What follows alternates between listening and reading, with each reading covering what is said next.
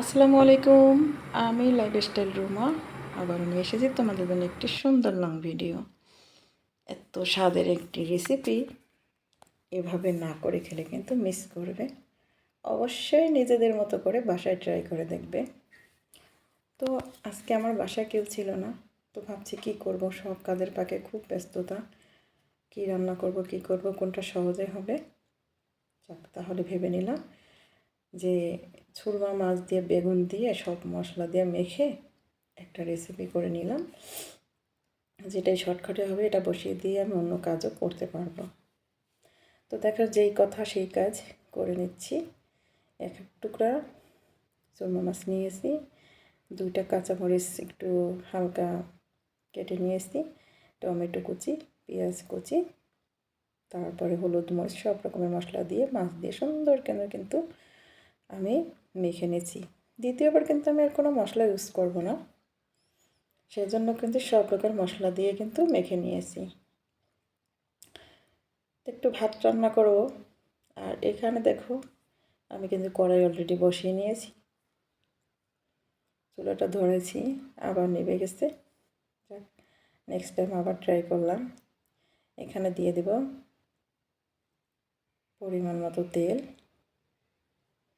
ছড়ানো কড়াইতে কিন্তু তেল বেশি দেখা যায়, আসলে অতটা তেল না। আর বেগুন ভাজার তো প্রথমে তেল টেনে নেয়, তারপরে কিন্তু আবার তেল ছাড়ে। তো দেখো, এরকম করে কিন্তু আমি 10 মিনিট ম্যারিনেট করে রেখেছি।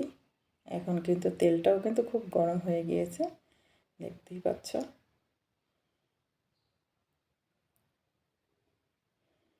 তো তোমরাও যারা এইভাবে ব্যস্ত থাকো, কাজের ফাঁকে রান্না করতে বিরক্ত হও, ঠিক তোমাদের জন্যই এই রেসিপিটা। এইভাবে যদি তোমরা করো, এটা বসিয়ে দিয়ে তুমি অন্য কাজও করতে পারবে এবং খুব সহজেই রান্নাটাও হয়ে যাবে। টাইম মতো তুমি খেতেও পারবে।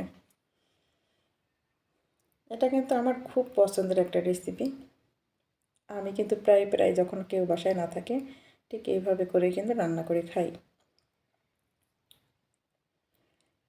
দেখো, আমি কিন্তু পেঁয়াজ কুচিগুলো বেশি একটা দিইনি, কারণ এক পিঠ যখন এই বেগুন ভাজাটা হয়ে যাবে পরবর্তীতে দেব। এখন আমি 5 মিনিটের জন্য ঢেকে দিচ্ছি, চুলার আঁচটা কমিয়ে। তো দেখো, 5 মিনিট পরে আবার আসলাম। এখন কিন্তু উল্টে তোমাদের দেখাচ্ছি কালারটা। এত সুন্দর একটা কালার হয়েছে, তা তোমাদের বলে বোঝাতে পারবো না। দেখো, ওয়াও। একটা কথা বলবো সবাইকে। কথাটা হচ্ছে, কারো ভিডিও আমরা স্টিক করে না দেখি এবং লাইক কমেন্ট শেয়ার করি। যারা আমার ফ্রেন্ড সার্কেল আছো তাদেরকে জানাই অসংখ্য ধন্যবাদ। যারা নতুন আছো তাদেরকে স্বাগতম আমার বাড়িটা ভিজিট করার জন্য।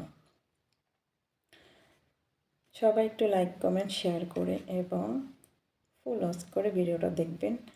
না দেখলে কিন্তু বুঝতে পারবেন না রেসিপিটা কোথায় কী হয়েছে। এখন কিন্তু এক পিঠ ভেজে আমি কিন্তু পেঁয়াজটা উপরে দিয়ে নিলাম। দেখো, এইভাবে কিন্তু ভাজতে হবে। তো এত লোভনীয় একটা স্বাদের রেসিপি, তোমরা কিন্তু মিস করবে না, অবশ্যই ট্রাই করবে।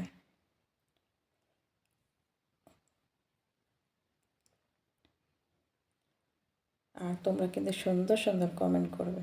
সেই কমেন্ট পেলে কিন্তু পড়তেও ভালো লাগে এবং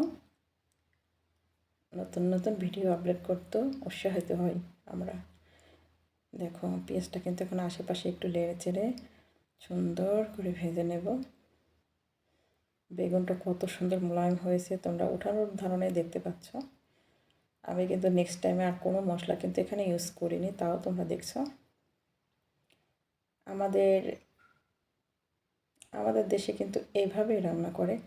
আমরা মাছ কিন্তু সবসময় এইভাবে রান্না করার চেষ্টা করি, আলাদাভাবে ভাজি না খুব একটা।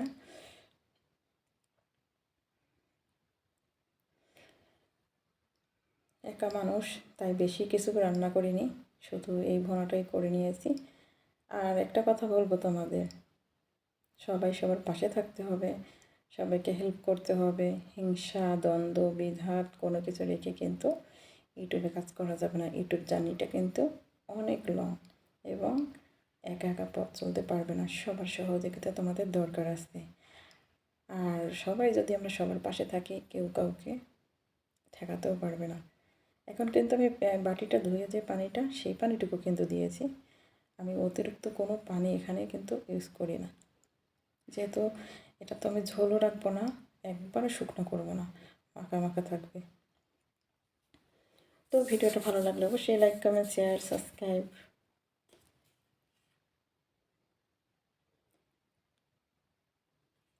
দেখো, দেখতে যতটা লোভনীয়, খেতেও কিন্তু অনেক টেস্ট হয়েছে।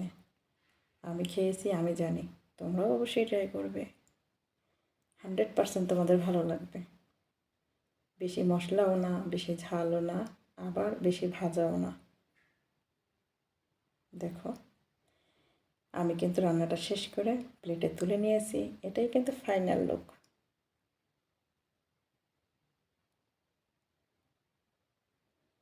দেখতে কতটা শোভনীয় হয়েছে, মাশাআল্লাহ।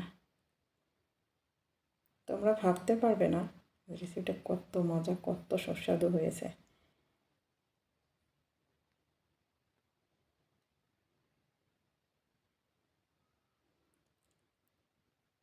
কেমন হয়েছে ভিডিওটা অবশ্যই অবশ্যই কিন্তু তোমরা কমেন্ট করবে। সবাই ভালো থাকবে, সুস্থ থাকবে। আল্লাহ হাফেজ। আসসালামু আলাইকুম।